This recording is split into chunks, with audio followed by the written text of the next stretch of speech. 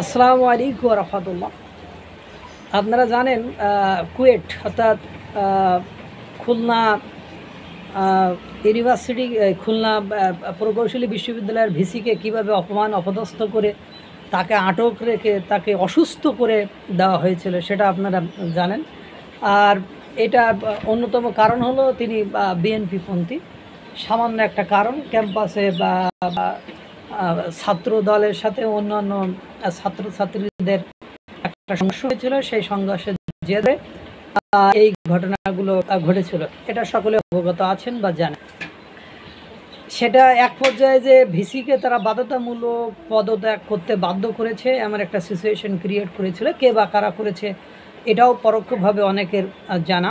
এখানে সাধারণ ছাত্র সে একটা গ্রুপ সেখানে ফ্রুটফুলি কাজ করেছে। এখন উল্টা কচুই গাল ধরছে তাদেরই মনোনীত, তাদেরই ভালোবাসার ভিসিকে, অর্থাৎ জামাত শিবিরের ভিসি, ঢাকা বিশ্ববিদ্যালয়ের ভিসি আর প্রক্টরের লাল কার্ড দেখানোর সময়টা হয়তো বা খুব ঘরের কাছে, ঘরের নিকটে বা সন্নিকটে চলে এসেছে, এটা বলা যেতে পারে।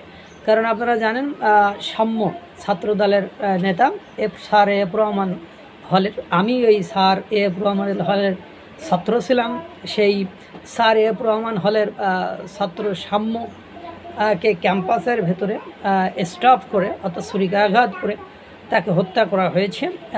সেজন্য ছাত্রদল অর্থাৎ বিএনপির ভ্রাতৃপ্রতিম অঙ্গ সংগঠন ছাত্রদল, সেই ছাত্রদলেরা এখন সুষ্ঠু তদন্ত চেয়ে ন্যায় বিচার দাবি করেছে। পাশাপাশি এই মানে ব্যর্থ প্রক্টর এবং ভিসিকে পদত্যাগে তারা জোর দাবি জানিয়েছে এবং বলছে যদি লজ্জা শরম থেকে থাকে এবং যদি নৈতিকতা বোধ থেকে থাকে তাহলে মানে ভালোই এই পদ থেকে সরে যাওয়ার ঘোষণা ছাত্রদল দিয়েছে। অর্থাৎ আপনারা বুঝতেই পারছেন যে প্রতিশোধটা নিয়েই ছাড়বে এবং এই ভিসিকে ওখানে আর থাকা হবে বলে আমার খুব বেশি মনে হয় না।